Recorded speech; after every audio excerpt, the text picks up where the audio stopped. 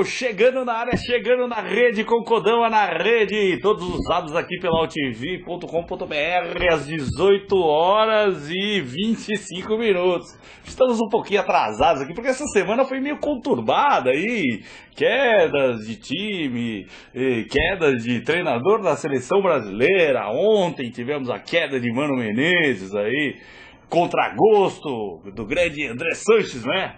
Que é o diretor de seleções da CBF, né? E aí tá um fuzuê danado lá, quem vai ser o próximo técnico da seleção, né?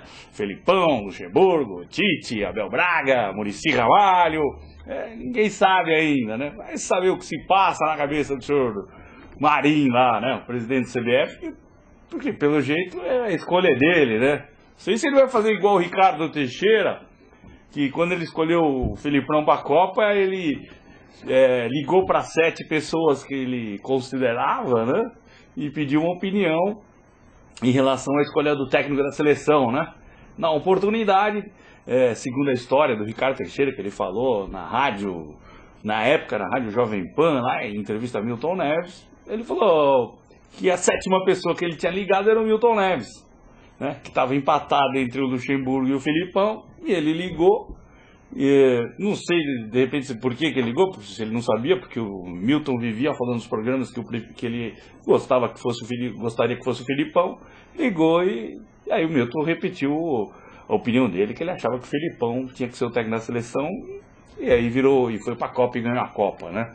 Não sei qual critério que o senhor Marinho vai ter para escolher o técnico da seleção, né? Vai tirar papelzinho, será?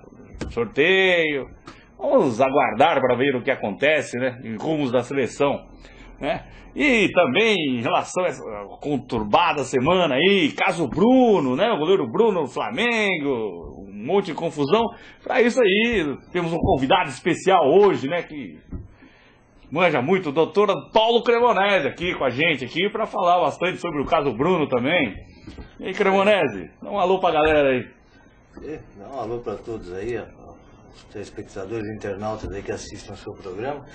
E um abraço especial com um dos maiores corintianos de todos os tempos, aí, o Milton Neves, né? Milton Neves, grande corintiano. Isso aqui é uma coisa que foi divulgada aqui no meu programa, que ninguém sabia aqui. Foi inédito, eu montei a infância do Milton Neves. Montou a infância, mas você sabe que ele fica às vezes sozinho ali na Alameda Campinas, num restaurante, com uma garrafa de vinho, lamentando para os garçons que ele não pode expor muito no programa dele, que ele é corintiano, de paixão, assim. Então ele lamenta até umas 9, 10 anos, depois ele vai embora. Né? Tem muita gente que não expõe a paixão, né? Mas o Milton é um deles, não sei o que é. Tá certo. E aquele outro seu amigo lá, o tal de Sidão lá, ele não era corintiano também, não? Ele fala que é de outro time aí, por causa do bar, é um grande corintiano também. Nós vamos falar com ele depois, né? Tá certo, tá certo. E, Cremonese, eu sempre pergunto aqui pro pessoal que vem aqui, os corintianos que vêm aqui, assim, qual a sua memória em relação com um fato marcante para você na história do Corinthians que te marcou aí, que você guarda, que você lembra, assim, pô, esse dia foi muito legal, sei lá, te marcou como corintiano? 77, né? 77? No Morumbi lá, no gol do Basílio. Tá certo. Foi o fato, né? Você acha que ele supera a Libertadores? É que a Libertadores está muito recente ainda, não parei de comemorar, né? Mas em 77 eu ia nos jogos do Corinthians desde os 5 anos de idade, você tinha que aguentar a torcida do time adversário e contar, eu lembro na época contava até 17, depois contava parabéns a você, depois contava até 18, e nada do Corinthians ganhar o campeonato. Em 77 foi aquele desabafo, né? Pelo alívio da torcida corintiana. Depois disso só vitórias e vitórias, e agora a Libertadores, que é considerada a maior delas, mas é muito recente, ainda estamos comemorando ainda, né? Vamos comemorar junto com o Mundial. Tem algum jogo que você lembra da sua infância, que você foi assim? O primeiro jogo. Como é que foi o primeiro jogo lá? Corinthians e Saad. Corinthians e Saad, mas quem? Você foi com quem? Com seu pai, com seu tio? Meu tio, meus primos, aliás, o primeiro jogo do Corinthians que eu fui. O Corinthians ganhou 2-0, um gol de cabeça do Rivelino. Gol de cabeça do Rivelino? O Rivelino nunca foi um grande cabeceador, né? E o Saad também nunca foi um grande time, mas acho que está na 4ª divisão, terceira, nem sei se existe a 4ª divisão. Eu também não sei. Serginho Saad ainda existe, não? No Mato Grosso do Sul, rodou a cidade. Segundo o nosso consultor de outras categorias aí. Sérgio Oliveira, o Saad está no Mato Grosso do Sul. Cansou de apanhar do Corinthians e mudou para lá. Mas eu sou do tempo da rodada dupla, não sei se rodada dupla. Rodada Corinthians e Palmeiras, São Paulo e Santos, no Pacaembu, as torcidas iam juntas, dividiam o estádio em mas teve poucas rodadas duplas, né? Porque aquela final de 79, creio eu, que o Matheus não entrou com o time em campo, foi original, a culpa foi por causa de uma rodada dupla. Eles queriam fazer uma rodada dupla na semifinal, e o Matheus falou, se marcar a rodada dupla, eu não coloco o time em campo. Aí ele melou o campeonato, paralisou, porque ele não ia jogar a rodada dupla. O Palmeiras vinha muito bem com o time do Tele, Baroninho, Jorginho, goleando todo mundo. Aí parou o campeonato e o forte daquele time do Tele era entrosamento. Voltou no ano seguinte, os caras já sem ritmo, desentrosados, pegaram o Corinthians, perderam lá com o gol do Birubiru lá de Canela, né? Tem um outro que eu lembro que foi 3-2 pro Corinthians no Parque Antártica contra o São Paulo. 2-2 o jogo, uma chuva, caiu aquela chuva de verão aqui em São Paulo e o Valdir Pérez tomou um frango por debaixo da perna ali, numa bola quase que atrasada e tal. Valdir Pérez tomou frango? O Valdir Pérez não tomava frango, pô. Como é que você falou que o Valdir Pérez tomou frango? Tá disputando com o Rogério Ceni até hoje, aí quem toma mais frango. Imagina, pô. Nem na Copa ele tomou frango, pô. Não acredito que o Valdir Pérez tomava frango assim, não, pô. Toinho era o outro reserva do Valdir Pérez. Tá certo? E hoje de manhã lá no Coringão, né, teve a homenagem, calçada da fama para Dinei, né, 2 craques corintianos, Dinei e Zé Elias. Vamos dar umas olhadas, umas imagens aí que eu captei lá, exclusivo pro Kodama na rede. Solta aí, Sérgio. Olha lá a calçada aí, o Ernesto Teixeira, né, o puxador da Gaviões, ele agora é o radialista da Rádio Corinthians, né? O pessoal lá da Poderoso Timão, Nelsinho, Rodrigo, todos lá prestigiando o evento lá no Memorial do Corinthians, né? E o Zé Elias aí dando entrevista pro Ernesto Teixeira, aí o Zé Elias aí marcando seus pés, sua canhotinha famosa aí no calçado do Coringão. Nelsinho tá sendo com mulher feia do lado, né? Aí eu não sei, eu preciso perguntar pra ele. Dinei ficou emocionado lá, ficou chorando lá, bicho, brincadeira, né? Aí que você vê lá que quando o cara é coringão de coração. Também Zé Elias ficou bastante emocionado com a homenagem que fizeram pra ele lá, né? Os dois saíram do famoso terrão do Corinthians. Aí o Raul Correia, o diretor financeiro do Corinthians lá, também prestando sua homenagem pro Zé Elias, né?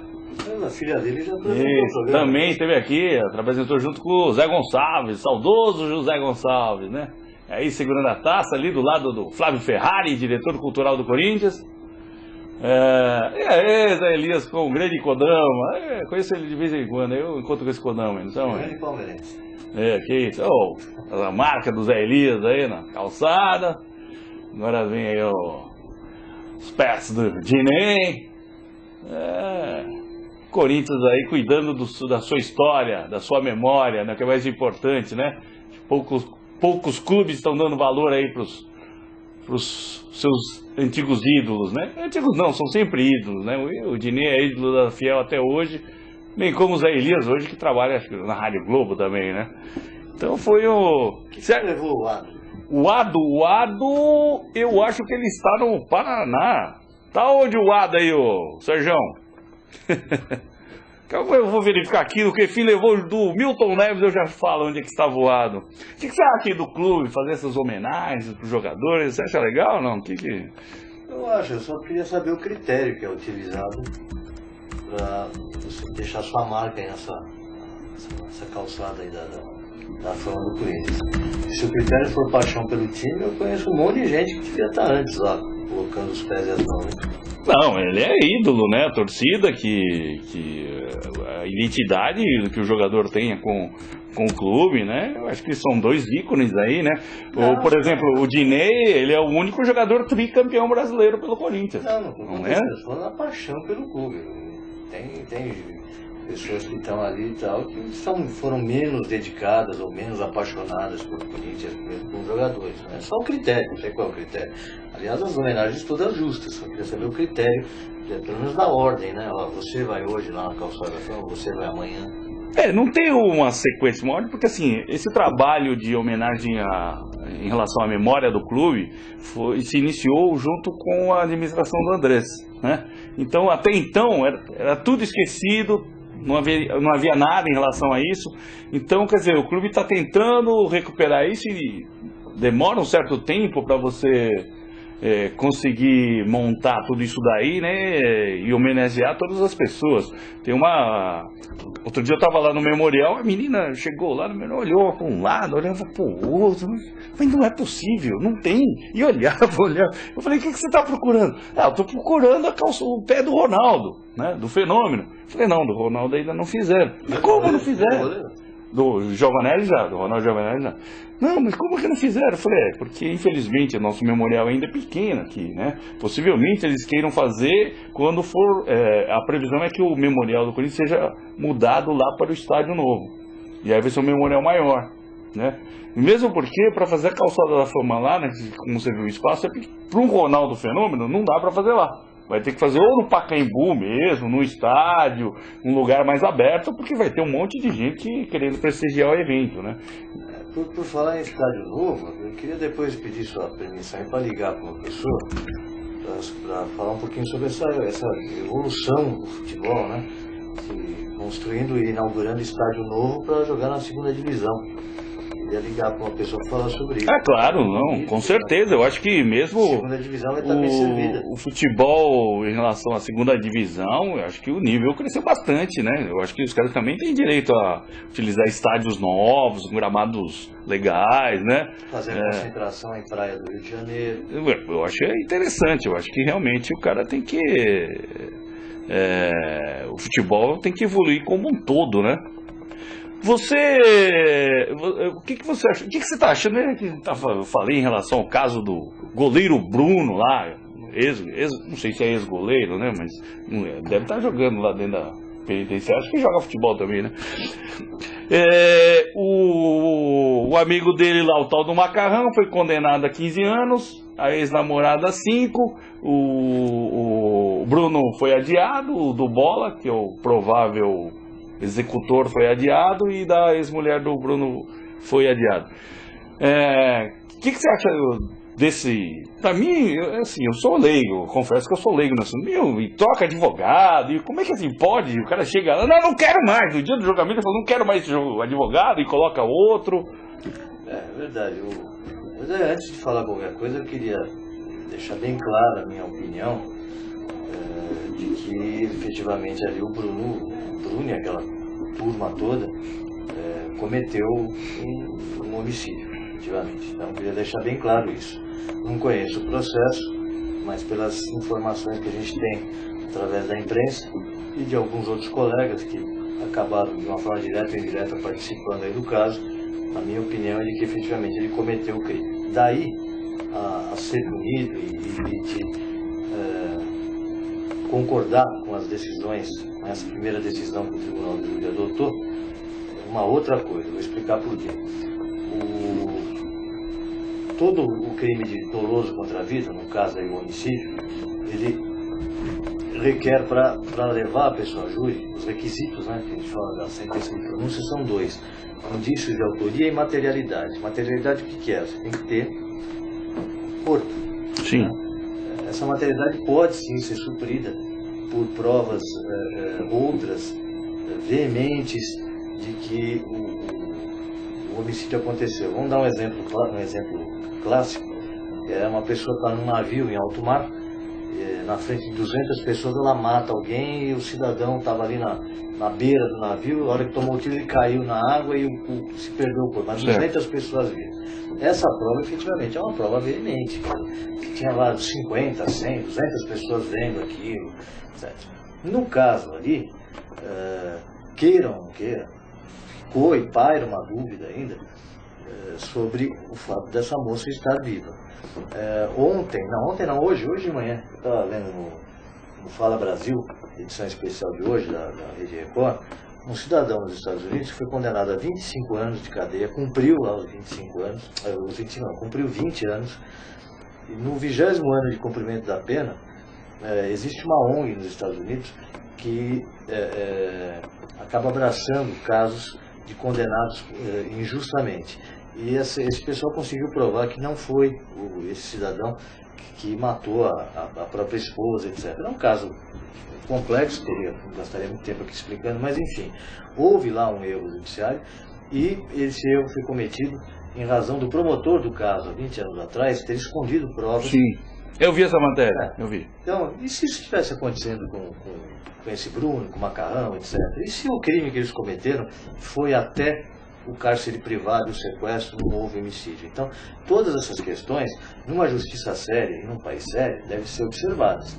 Né? É preferível sempre você deixar um culpado na rua do que colocar um inocente na cadeia. Por essa razão, eu acho que o que aconteceu, o que está acontecendo no caso do julgamento desses integrantes ou envolvidos nesse crime, é um absurdo jurídico, perpetrado principalmente pelos advogados que transformaram o tribunal num verdadeiro circo, né? Um circo alimentado, cujos integrantes desse circo são alimentados pelos holofotes da imprensa. Eu já vi vários julgamentos, tivemos vários julgamentos aqui em São Paulo principalmente, em que os advogados dão entrevista, etc. Mas isso daí é incrível, o cidadão saía lá fora e jogava na mídia uma nova surpresa sobre o caso Bruno, voltava lá para dentro do tribunal para continuar sua defesa, de repente o cidadão saía e falava, não vou mais ser o advogado, e substitui, etc. Quer dizer, isso não são nem manobras jurídicas. Existe uma permissividade legal que acaba encontrando adequação na atitude desses advogados. Ou seja, se assim não fosse possível, a própria juíza não teria permitido. Entretanto, você fazer dessas manobras o sustentáculo do circo que você quer impingir ao público, não só de quem está assistindo a televisão, mas principalmente aos jurados que estão ali, eu acho que isso é um desprestígio, um desserviço à justiça, advogados atacando promotores, ironizando, o próprio promotor lá, ironizando o advogado, um chamando o advogado por apelido, o advogado retrucando, ironizando a forma de falar, etc. Quer dizer, isso tudo é um desserviço, o julgamento, tanto pelo júri quanto pelo juiz singular, ou pelo juiz togado, deve ser uma coisa serena, e tem que se pensar que você tem ali o cerceamento da liberdade em jogo, o cerceamento da liberdade de uma pessoa por vários anos. Isso tem que ser levado muito mais a sério do que esses cidadãos mais com vocação para palhaço do que propriamente para o meio jurídico estão fazendo. Mas, e esse custo ele fica para o Estado? Já ficou. Nesse julgamento que foi condenado o Macarrão, e eu esqueci o nome aí da ex-mulher do Bruno, lá há 5 anos. Que é Fernanda. Os gastos, segundo informação do Tribunal de Justiça de Minas Gerais, foram de R$45 mil, toda essa estrutura. E para um próximo julgamento do Bruno, do Bola, que vai acontecer em março, estima-se que vão ser gastos mais R$40 mil. Fora da estrutura, isso diretamente, né? Despesa de alimentação, hospedagem, etc., para jurados, para oficiais de justiça, para os integrantes ali do julgamento em si, fora os custos indiretos. Quer dizer, para a imprensa não sei qual é o custo que tem isso, porque você vê uma matéria dessa e lá 10 comerciais de patrocínio, né? A imprensa deve estar tendo lucro. Essa conta, não sei, não poderia ser jogado para o real? Não. Porque assim, não foi ele que o Bruno lá que começou a confusão? Não quero mais você de advogado, coloca outro. Mas é um direito dele, porque se assim não fosse, a juíza teria... Bom, mas ele não tem tanto tempo para decidir quem vai ser o advogado, ele tem que ser na hora do júri. Olha, eu vou até ter uma posição, eu achei até correta a troca de advogado, mas não pela razão, aliás ele não deu razão nenhuma, né? Ele simplesmente trocou. Se fosse ele, ou o advogado dele, se isso fez parte de uma orquestração, de uma manobra premeditada, eu diria o seguinte, eu quero trocar de advogado porque as defesas são conflitantes. Porque o mesmo advogado dele era advogado da moça lá, da ex-mulher dele. Sim. Então eu diria, olha, as defesas passam a ser conflitantes, aí é um direito dele trocar o advogado. Não alegar motivo, eu acho que com a globalização, vamos dizer, da informação, e com a responsabilidade dessa globalização, eu acho que os motivos, a sustentação jurídica para determinados fatos ali acontecidos deveria ter sido colocada ou exteriorizada de uma forma mais séria. Não, eu não quero advogado troca. Tudo bem, é um direito dele. Agora, a juíza também poderia ter se dado o direito, ou ter amparado mais a justiça em fundamentar essa troca de uma maneira mais adequada, não simplesmente troca. Está na lei, tudo bem, ela fez o que a lei manda, mas fundamenta melhor. Em vez de fundamentar o circo, fundamente o direito, efetivamente, que você está pleiteando para o seu cliente ali. Mesmo porque, quer dizer, ele foi destituído só do julgamento Sim, do julgamento do crime, do júri. Porque ele continua sendo advogado do... Olha o que eu estou falando, em março, o mesmo advogado vai defender um júri. Que ele ainda continua sendo advogado do Bruno lá no habeas corpus. Sim. Quer dizer, então é meio... jogo de cena mesmo, né? Bem jogo de cena. Eu acho um desserviço. Eu acho que da mesma forma que o condenado ele trabalha para diminuir a pena, se ele está gerando um custo para a sociedade que é indevido, ele deveria arcar com esse custo também. Não, porque o ônus da prova aí é do Estado. O Estado tem que provar esse aparato todo, esse gasto todo. É uma obrigação do Estado provar que eles são culpados. Ele deu causa a uma coisa que está prevista em lei. Eu concordo, mas assim, primeiro, dentro, assim, o julgamento estava previsto, o júri, tudo bonitinho lá, tá certo? Só vai ter um outro porque ele pediu para trocar advogado, não é isso? Se ele pedisse antes, ele não iria gerar uma nova audiência. Eu vou te dar um exemplo. Ou outro detalhe, por exemplo. Vou te dar um exemplo de uma coisa que eu achei correta no julgamento. Há uma diferença entre trocar o advogado e o advogado abandonar o júri.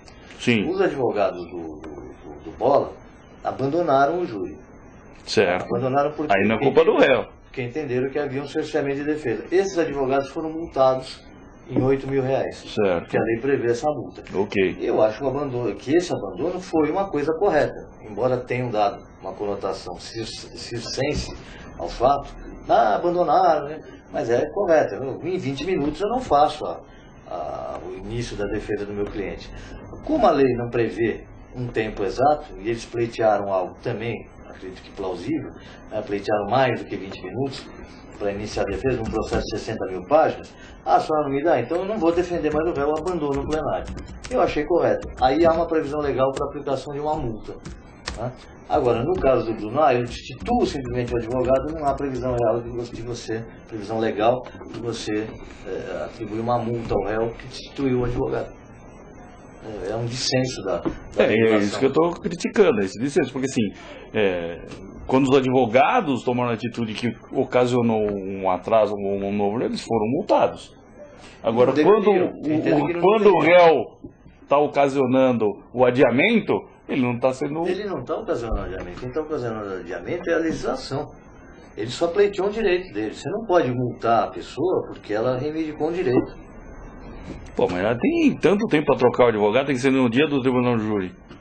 É que tá. Nós não sabemos a princípio o que nós sabemos é que a razão da troca foi uma razão sem justificativa. Foi uma decisão unilateral, sem justificativa. Agora, vamos supor que você esteja num tribunal, Deus o livre, né? Você está sendo julgado num tribunal do júri ou num tribunal normal, enfim, qualquer julgamento. Você descobre que o advogado que você constituiu não tem capacidade jurídica para fazer sua defesa. Você está vendo ali, embora não com conhecimento jurídico, mas você está vendo as falhas diversas que ele está cometendo. Você fala para o juiz, olha, eu estou me sentindo indefeso, inseguro, eu quero trocar de advogado. A lei te faculta esse direito. Você pode trocar uma vez. Pela lei antiga, ele poderia trocar várias vezes, inclusive. O próximo julgamento poderia ser adiado e tal. No próximo, a juíza já nomeou um defensor dativo que chama, ou seja, um membro da Defensoria Pública, que vai estudar o processo até março, e no caso dele trocar de advogado, aí sim a juíza, sem incorrer na falha de deixar, de cercear a defesa, ela, destituído o advogado, ela pode chamar esse defensor público que passa a assumir a defesa e aí ele não pode recusar. Então não vai ter outro julgamento depois desse de março agora. Então só um adiamento por destituição do advogado, mas essa destituição é um direito dele. Você acha que hoje passa na cabeça de alguém lá que está julgando, júri, tribunal, tem uma situação assim, que é um caso famoso dentro acho que é um caso até de estudo dentro do direito, aí, o caso, aquele famoso caso dos irmãos Naves lá, que eles ficaram presos um monte de tempo. Não só o caso dos irmãos Naves, escola base. Que o cara ficou preso e o cara estava vivo. É o mais semelhante a isso. Passa efetivamente, porque não. A gente não conhecendo, não tendo participado do caso de perto, pelo menos, é difícil dizer. Então, volto a repetir, pelas informações que se tem, é difícil entender que não sobrou um resquício que se pudesse provar que existe um corpo. Não tem nada, só tem provas testemunhais contraditórias, conflitantes. Aí vai dizer manobra deles. Talvez até seja, mas o caso que você tem que ter ali, ó, tem um pedaço de pele, tem um DNA mostrando que ela morreu. Só tem o sangue no carro, né? O sangue do carro, segundo os depoimentos, ele é anterior à entrega dela lá pro anterior à entrega. Então não tem como. Mesmo o Macarrão, ele afirma o homicídio, mas ele não viu. Ele suspeita. Ele confessou o crime do homicídio, mas não viu. Ele só fez a entrega, né? Ele fez a entrega. Ele suspeita que quando entregou estaria entregando a tal Elisa lá para a morte.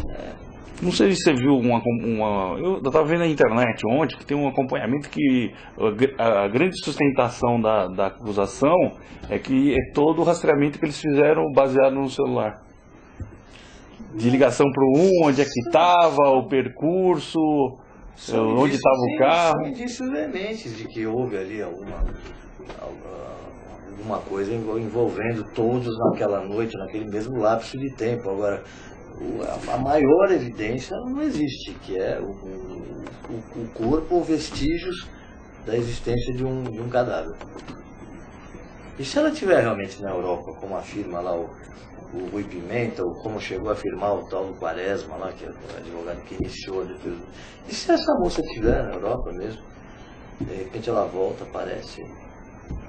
Aliás, eu vou deixar uma pergunta. Posso deixar uma pergunta para quem está assistindo? Aliás, muita gente vai falar, isso daí fez parte de um filme e tal. Fez sim. Então, é baseado nisso que eu vou deixar a pergunta. Vamos supor que o Bruno seja condenado pela morte de Elisa Samúdio. Ele cumpre aí 20 anos. Ele sai da cadeia, aí ele vai fazer uma viagem, etc. E encontra a Elisa. Ou ele está passando aqui pelo Brasil e encontra a Elisa. Ele mata a Elisa. Ele pode ser condenado de novo pela morte da pessoa que ele já cumpriu a pena? Rapaz, não sei não isso aí. Boa pergunta. Vai responder no final do programa? Rapaz, isso é um duplo homicídio. Já morreu, já cumpriu a pena. Aí ele tem o direito de matar ela, é isso que você quer dizer? Sei, se ele já cumpriu a pena, quer dizer que ele tem direito? Rapaz, não, isso eu não sei não, bicho. Isso daí tá parecendo aquela pergunta, vale o que é o jantar, igual aquela pergunta do Arnaldo no programa. O Arnaldo, aquela pergunta do Arnaldo no programa do Galvão Bueno, lá, vale o jantar lá. Que é isso? Se for mulher que responder certo, vale o jantar. Que coisa. Bom, deixando aí, vamos falar coisas mais amenas, deixando o caso do Bruno de lado aí. Vamos ligar, Bom, vamos fazer a ligação aí pro nosso amigo aí, opinião aí, em relação ao novo estádio. Enquanto você faz a ligação, vou esclarecer a sua dúvida. Do Eduardo Roberto Stingen, o catarinense tá certo? Que jogou no Corinthians e tal, jogou a Copa de 70, era o terceiro goleiro. Ele tem uma escolinha de futebol, uma no Morumbi e outra em Alphaville, tá certo? Alô? Oi? Quem tá falando? Você está ao vivo aqui no programa Kodama na Rede, na AltV. Qual que é o seu nome? Qual é o seu nome? Sidney Elias, um dos integrantes da Confraria Palestrina. Isso mesmo, fundador da Confraria Palestrina. Isso, você vai falar com o nosso apresentador aqui, o Aristeu Kodama. Vamos lá, o senhor Sidney. Sidney, o que você achou aí da foto do senhor Arnaldo Tironi lá na praia, logo após a queda do Palmeiras? Ele é um fanfarrão. O Arnaldo Tironi é um fanfarrão. Entendeu? Ele tinha nada de papai de dar e botar a cabeça dentro da areia. Aí sim, não ficar tomando sol. Ele rebaixou o Palmeiras tá uma draga. Ele tem que formar tudo lá. Ele é um fanfarrão. Ele e todo mundo lá é um fanfarrão. Você acha que Mano Menezes seria o técnico ideal, já que ele não está na seleção, técnico, como ele tirou o Corinthians da segunda, ele não pode ser o técnico ideal pro Palmeiras? Não, o Mano Menezes vai pro Corinthians, já tá tudo acertado, né? E o Tite vai pra seleção, então nós não vamos poder pegar o Mano Menezes. Você acha que o Kleina vai dar conta do recado? Ah, o Kleina, qualquer um ganha a segunda divisão, cara. Tá de brincadeira, o Palmeiras vai ser pela segunda vez na segunda divisão. Qualquer um for lá, com o pé nas costas, ganha a segunda divisão. E qual que vai ser o jogo de estreia da Arena Palestra? Aí vai ser Palmeiras e Inter de Milão. Inter de Milão. Não, Inter de Milão joga a Liga da Europa, pô. Vai ser o jogo. O Palmeiras tem dinheiro, vai botar um cara do esporte pra jogar contra nós. Senão não vai jogar contra quem? Posso fazer uma pergunta bem? Goleada de novo. Não, me diga uma coisa, não era melhor nos tempos da Parmalat, não? Você não tem saudade do tempo da Parmalat? Eu morro de saudade dessa palavra. Queria entrar no túnel do tempo, voltar pra trás lá e não ter deixado o Mustafa nascer, o Tironi e continuar com a Parmalat. É porque dizem que a Parmalat, além de comprar os títulos, não deixava cair para a segunda, né? Não, eles não querem comprar o título, né? Nós somos um time campeão, goleava sempre o Corinthians, né? Isso que é importante. E como é que você se sente agora, depois disso, que você que está dizendo que goleava sempre o Corinthians, como é que você se sente agora sendo um freguês não só do Corinthians, mas de todos os times do Campeonato Brasileiro? Nós vamos matar a pau lá na Libertadores. Fica tranquilo, vamos ganhar a Libertadores em cima do Corinthians. Vem cá, eu queria fazer uma pergunta. Se você, como grande palmeirense, assim, eu queria saber assim, o seu maior ídolo em relação ao Palmeiras, quem seria o seu maior ídolo? Seria o José Aparecido?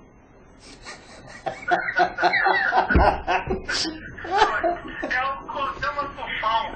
Codama do Fã, não, hein? José Aparecido? Não, eu tô perguntando quem é seu ídolo, pô. Tá de brincadeira. Uma última pergunta, que essa eu faço até uma reverência aqui ao saudoso seu Elias, seu pai aí, tradicional palmeirense, fundador aí do Bar do Elias, conselheiro vitalício lá do Palmeiras, que Deus o tenha, mas eu queria que você admitisse aqui em rede mundial, contasse, né, não admitisse, que foto que você tem que o seu pai não deixou você pregar no Bar do Elias. Não deixou pregar no Bar do Elias? Não tem um ponto do... Não é do Corinthians, não. É uma foto dele, seu Elias, carregando um certo árbitro. Conta pra gente. Carregando um juiz? Isso. Foi de 59, o juiz era amigo dele, não teve nada a ver. Não foi o juiz da final? Foi o juiz da final, mas o juiz era amigo. Ah, o juiz era amigo, carregou. Tá bom, tá contado então. Obrigado aí pela participação. Falou, Codama Tufão. Tá certo, Cine, um abraço, seu Cine Elias, tá certo, grande palmeirense, tá certo. Ó, queria mandar um abraço pra você, sabe que sim, é uma das pessoas mais fantásticas que eu conheci, grande palmeirense lá, o seu pai, seu Elias, que recebia a gente eu corintiano, recebia com enorme carinho lá, cheguei a frequentar o Bar Elias antigo lá, né, vi muitas histórias ali, e é uma pessoa sensacional, realmente seu pai deixa muita saudade na gente aqui, mesmo sendo palmeirense ou corintiano, tá certo? Um grande abraço pra você. E aí o nosso grande Mano Menezes acabou deixando a seleção, né? A contragosto de André Sanches, né? E o que você achou da queda do Mano Menezes? Você acha que precisava sair mesmo? Tem que colocar outro técnico? Eu acho que não devia ter entrado, né? Não devia ter entrado. Para fazer o que o cidadão fez, o Brasil tem 200 milhões de técnicos. Qualquer um desses 200 milhões que você pusesse ali, eu acho que seria assim. Eu não estou dizendo isso depois da retrospectiva que é possível ser feita com o suposto trabalho que ele fez. Eu nunca gostei do Mano como treinador, mesmo na época em que treinou o maior time aqui do Brasil e daqui a algum tempo deu o maior time do mundo. Nunca gostei, minha opinião pessoal. Agora, não só o Mano, para mim, não é o treinador ideal, nunca foi o treinador ideal, como o time que ele levou nesse tempo todo para disputar os jogos, nunca foi o time ideal também. Cada brasileiro tem uma opinião, mas não sei, tem jogadores, eu, por exemplo, não sou uma pessoa muito entendida, ligada a futebol, mas dos 11 jogadores eu devo conhecer 2 ou 3. Pega todos os jogadores que estão lá fora, chama para jogar uma partida, depois de um mês outra, depois de um outro. Que entrosamento que tem um tipo de time desse? Tá, mas, bom, então hoje você gostaria que fosse quem o técnico da seleção brasileira? Seu palpite, ou sua sugestão aí sua sugestão para o Marinho? Eu gostaria que o técnico não fosse o Tite. Você vai tirar o melhor treinador para levar para a seleção brasileira, melhor deixar no melhor time que tem, melhor até que a seleção brasileira, que é o Corinthians. Então deixa o Tite lá. Eu levaria o Luiz Felipe Scolari. Felipão, você acha que o Felipão? Desempregado mesmo, vai lá com o Felipão. Mas você está falando que o Tite é o melhor, mas você quer que leve o Felipão? Você vai tirar o Tite do Corinthians? Mas da seleção não tem que ir os melhores? Mas nesse caso aí, o melhor de tudo que tem no Brasil é o Corinthians, melhor que a seleção. Deixa o Tite lá. Tá certo. Bom, eu sou da mesma opinião que André Sanches, tá certo?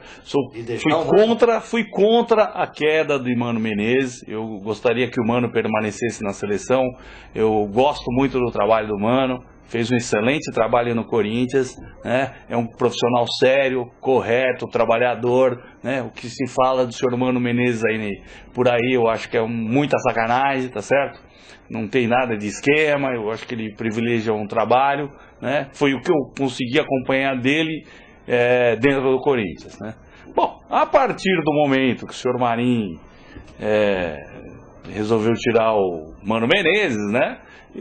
Nesse momento, eu acho que assim, em virtude das pressões até que surgiram em relação ao Mano Menezes, das pressões que vão surgir aí para o novo técnico, eu acho que a experiência é importante nesse momento, né?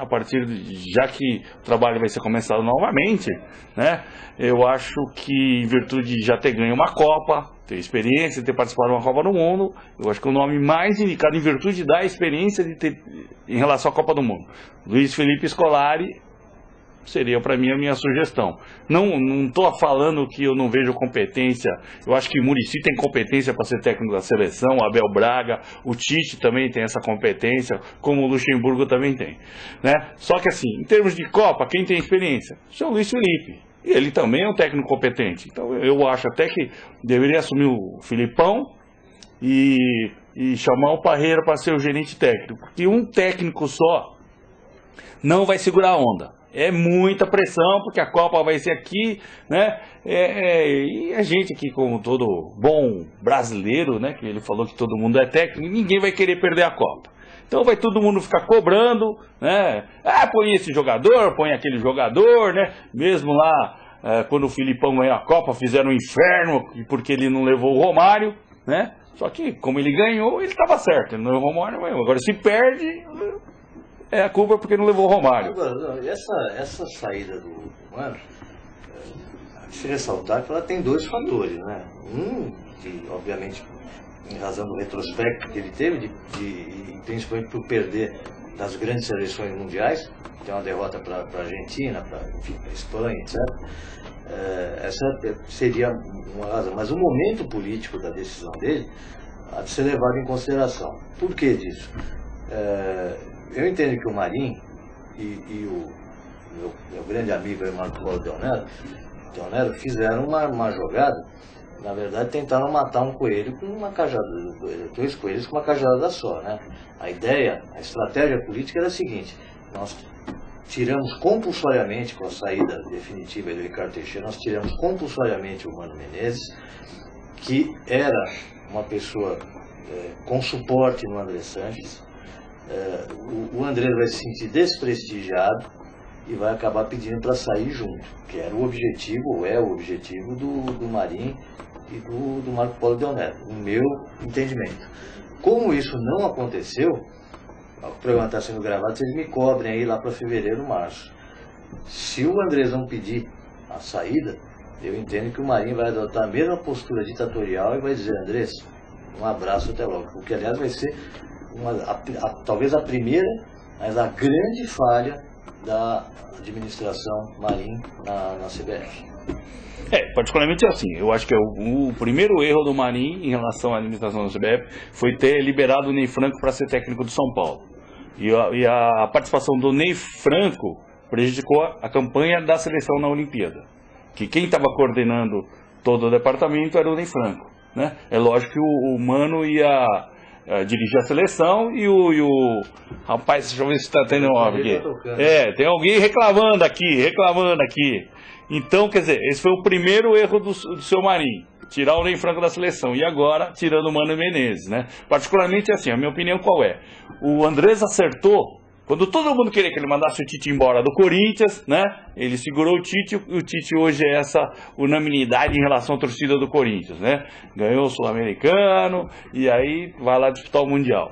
Então, se ele acertou com o Tite, por que ele não estava certo em querer manter o Mano Menezes? E assim, não é questão de opinião, é uma questão de conduta. O Andrés acredita no trabalho a médio e longo prazo. Então o Andrés não gosta de mandar técnico embora. Toda vez que falava para mim, eu falei: o Andrés não gosta, não é critério dele.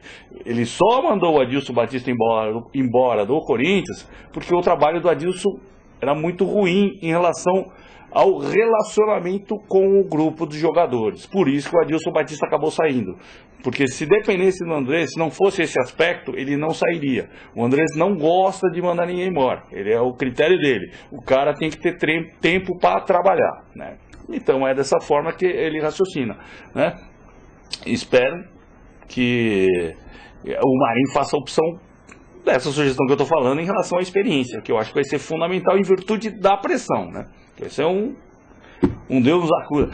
Falando nisso, essa semana o Coringão chegou com um novo patrocinador, né? Que agora a Caixa Econômica Federal está patrocinando o Corinthians, né? E já começaram a chover um monte de reclamações, porque banco estatal e dinheiro público. O que você acha disso daí? A Caixa não poderia patrocinar o Corinthians? Eu vou repetir as palavras do presidente do Santos. Neste ano foi a maior jogada publicitária que a Caixa Econômica Federal poderia fazer. Não é opinião minha, as palavras do presidente do Santos Futebol Clube. Como é que é? A Caixa não poderia fazer o quê? Foi a melhor jogada publicitária que a Caixa Econômica Federal poderia ter feito. Com certeza. O presidente do Santos admitiu isso. Com certeza, pô. O Corinthians vai levar o nome da Caixa pro Mundial, né? Agora eu não entendo que estão reclamando de dinheiro público. Olha, o Banco do Brasil patrocina a seleção de vôlei, o time lá, eu não sei o nome, o time de vôlei de Osasco, o time de basquete não sei da onde, a própria Caixa patrocina lutador de judô, enfim, gente lá do Pinheiros, pessoal da esgrima, do futsal, etc. Por que não pode patrocinar um time de futebol? Porque é mais caro? O retorno é proporcional ao investimento. Quer dizer, você colocar a Caixa na camisa do Corinthians, que nem o presidente Santos disse, repito e enfatizo, a maior jogada publicitária que a Caixa poderia fazer em termos de investimento publicitário no esporte. Não, faz parte até da campanha da Caixa. A Caixa, ela tem, se você acompanha as propagandas que ela tem feito na televisão, é tudo em função do povo, trabalho com taxas mais baratas, entendeu? Focando o povo. Então, quer dizer, qual é o time mais popular? O Corinthians, tá certo? E não foi nenhum valor exorbitante, assim, por a Caixa que está pagando para o Corinthians. São 30 milhões anuais, tá certo? Vão ficar 2 anos, né? Estampados na maior marca de futebol do país, né? Então esse aspecto de neguinho tá reclamando, fora o que a Caixa patrocina hoje o Atlético Paranaense, patrocina o Avaí, durante muito tempo a Petrobras patrocinou o time do Flamengo, né? Hoje acho que patrocina, se eu não me engano, um time argentino, né? Eles vão fazer propaganda, da mesma forma que eles fazem propaganda na TV, na Globo, paga na Record, ué, é um patrocínio também, é uma propaganda, é a mesma coisa, né? O Corinthians vai, por um outro lado, as contas do Corinthians vão ser transferidas para a Caixa, o pagamento de salário de jogadores, de funcionários, vai ser tudo feito via Caixa, né? Então a grana que o Corinthians recebe, vai ter, a conta corrente vai passar para a Caixa, né? Hoje o Corinthians, a receita do Corinthians anual é 250 milhões, né? O ano que vem a previsão é 350, né? Possivelmente haja parceria aí para o lançamento de cartão de crédito Corinthians Caixa. Então, quer dizer, outros negócios vão ser gerados em função desse patrocínio inicial, né? A Caixa não vai estar só patrocinando, vai estar agregando, né, serviços e a marca dela, né? Por isso que é um monte de bobagem aí que o pessoal fica falando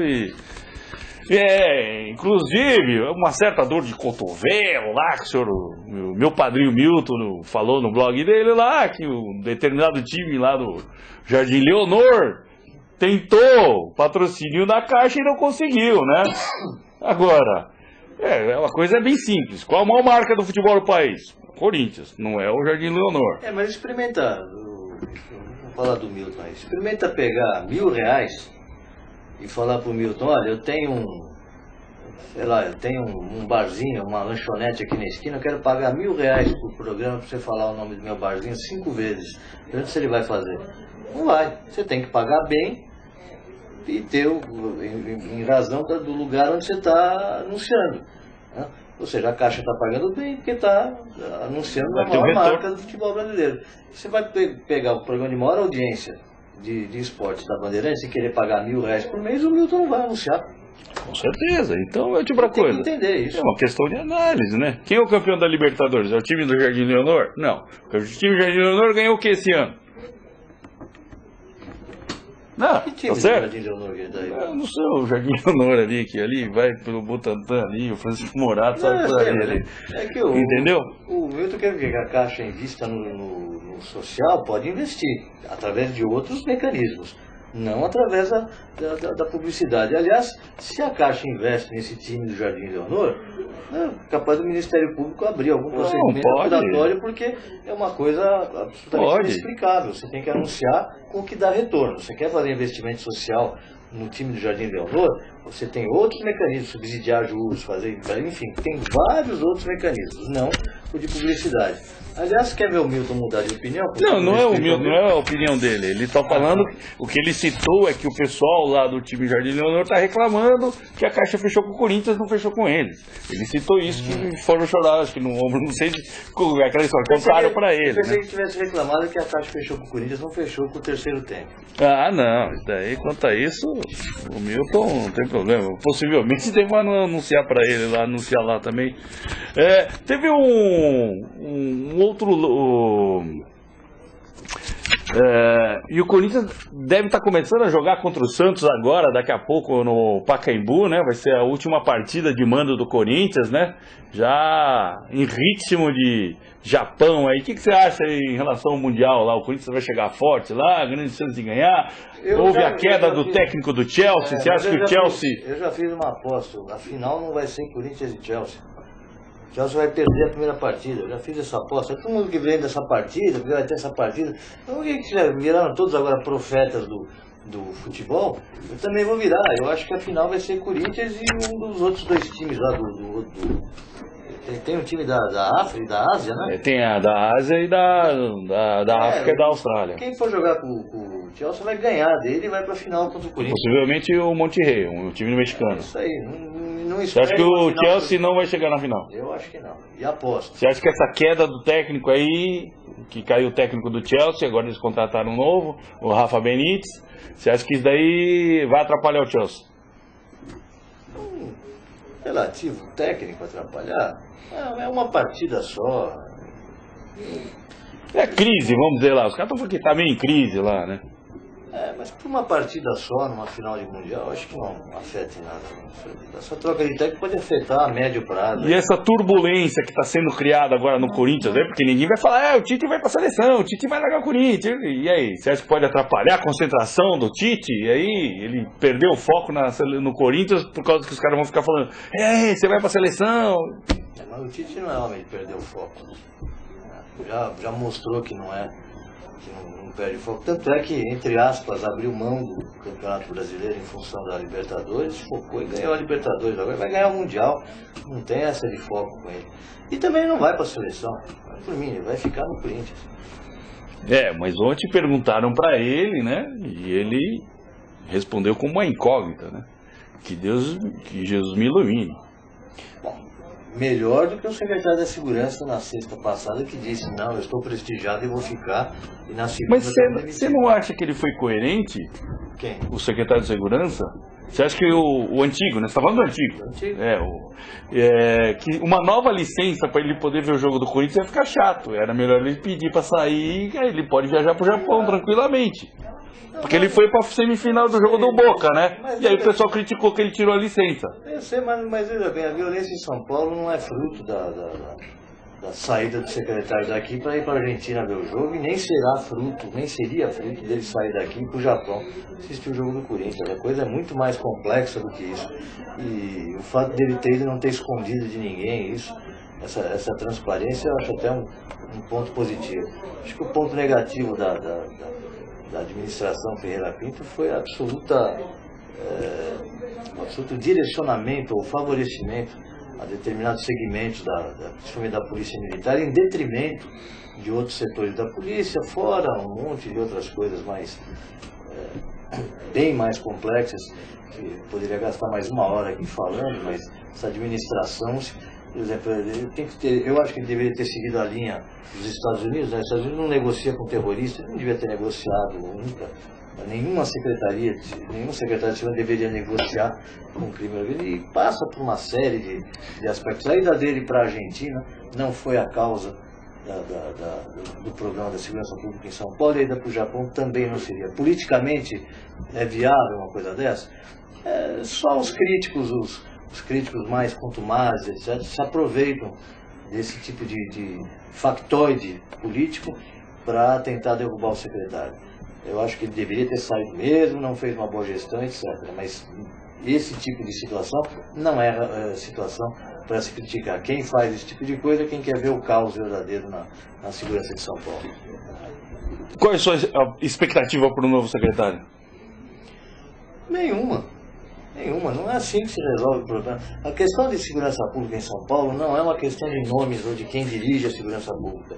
É uma questão de gestão administrativa. Não se resolve isso com troquei o nome do secretário, vou resolver. Aliás, vou deixar uma dica aqui, modestamente, para o novo secretário. O secretário, se o senhor tiver esse perfil que o senhor não tem, se fosse o senhor no primeiro dia, a hora que o senhor saiu do Palácio dos Bandeirantes, para onde é que o senhor está indo agora, qual vai ser o seu primeiro ato na secretaria, etc., eu iria para a rua, iria para a frente da tropa, dizer, eu vou primeiro ver os problemas que os policiais estão passando, para tentar resolver o problema, porque não adianta chegar para 150 mil policiais, de uma forma geral, e dizer, olha, a partir de agora eu sou o novo secretário, vocês resolvam o problema de segurança. Não, primeiro resolve o problema da estrutura policial, do salário, das condições de trabalho, etc. Depois socorre. Não se pode exigir das pessoas mais do que elas podem dar. E já há mais de 20 anos que a política do PSDB exige das forças de segurança mais do que elas podem dar.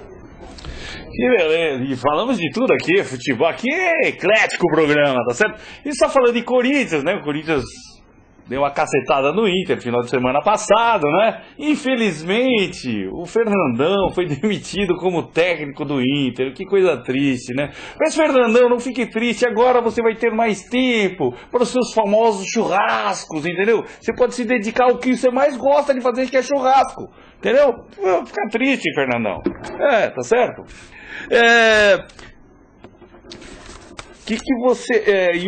também está se ventilando lá que possivelmente o Corinthians possa contratar o Alexandre Pato.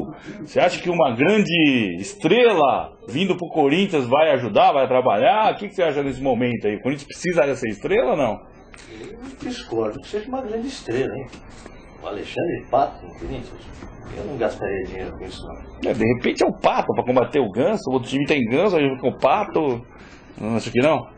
Particularmente, presidente Mário Gobi, eu acho que o Corinthians não precisa mais dessas estrelonas, entendeu? A gente tá montando um time competitivo, compacto, a administração tá serena, né? Parabéns pela administração. Falando isso, eu esqueci. Parabéns pro Flávio Ferrari, lá o diretor do Cultural.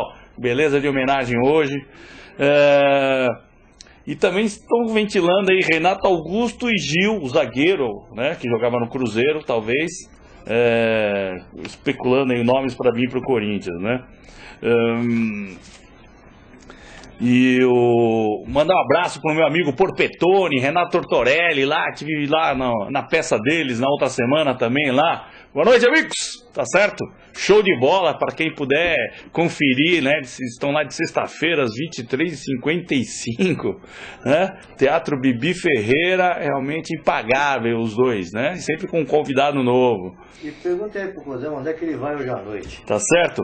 Hoje vamos numa festa de uma amiga lá. A Meire me convidou para ir numa festa, um jantar dançante. Estaremos lá. Dona Meire. Tá certo? A noite perfeita, noite perfeita, noite perfeita.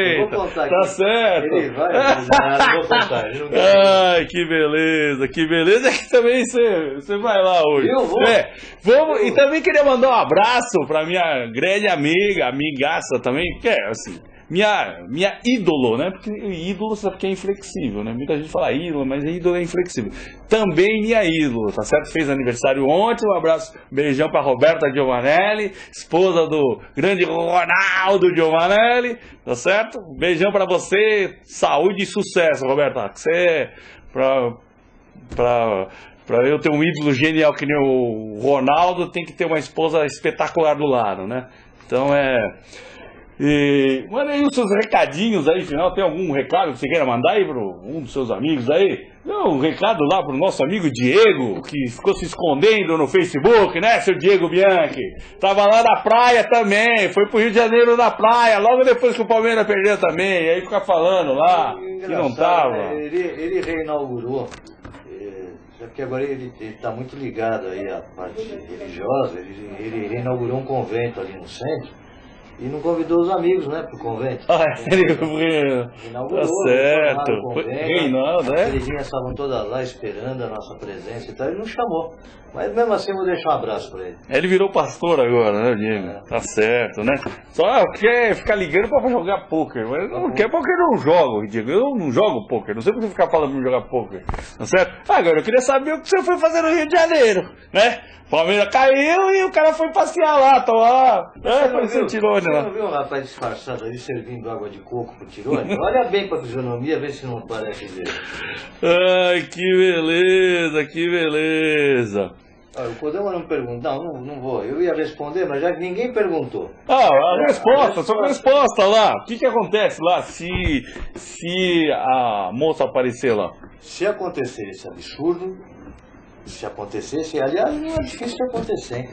Mas se acontecer, o Bruno, ou qualquer pessoa que se veja nessa situação, vai responder por um novo homicídio, pode ser condenado de novo pelo homicídio, e o máximo que ele vai fazer, por ter cumprido 20 ou 30, sei lá quantos anos de pena pela morte da mesma pessoa, será ingressar com uma ação contra o Estado de indenização, pleitear uma fortuna aí a título de indenização e ser considerado absolvido do processo inicial através de um recurso que se chama revisão criminal. Ou seja, tudo aquilo que ele cumpriu poderia ser revertido em dinheiro, indenização, só. E ele ser decretado absolvido do primeiro homicídio que não existiu, por um erro judiciário, e condenado pelo segundo. Rapaz, Bom, melhor pra ele que não apareça, que ele já foi jogado, então já vai ser condenado mesmo, porque o tal do Macarrão confessou aí. Tem tempo aí pra deixar mais uma mais uma... Vai ter que... A resposta vai ficar para semana que vem, né? A resposta fica para semana que vem, mas é o seguinte, nos Estados Unidos, imaginariamente, o presidente baixou um decreto reduzindo pela metade todas as penas de todos os presos. Aí aqueles que estavam sob o regime não, que receberam pena de prisão perpétua, falaram, eu também tenho direito a ter a pena reduzida pela metade. Sim. Qual é a pena de alguém condenado à prisão perpétua pela metade? Metade da perpétua. Mas perpétua é para sempre. Então, infinito, metade do infinito. Continua sendo infinito. Na semana que vem eu mando a resposta para ele e ele fala aqui para vocês de como que esses presos no imaginário Estados Unidos com prisão perpétua, como que ficou a situação deles, se o presidente, ou como ficaria se o presidente reduzisse a pena de todo mundo pela metade. Tá certo. Também preciso mandar um abraço aqui pro senhor Eduardo Condo, senhor Massal Otto, os dois são meus primos, estão fazendo aniversário hoje, tá certo? Não me convidaram para comer bolo, nem vão pagar a cerveja, mas tudo bem, eu mando um abraço para vocês, tá certo? Agradecer a presença aqui do Dr. Paulo Cremonese. Dr. Paulo Cremonese, para quem não sabe, é o mentor aqui do Kodama na Rede. Graças ao Dr. Paulo Cremonese que eu vos falo semanalmente aqui, tá certo? Então, reclamações sobre a minha pessoa, vocês podem encaminhar ao Dr. Paulo Cremonese, que se não gostaram da minha opinião, eu mentor aqui, porque eu agradeço muito o apoio do Dr. Paulo aqui, que a gente tá aqui mandando o nosso recado semanalmente, tá certo? Sábado que vem tem mais aqui com a Kodama na Rede. Um abraço, galera, tchau!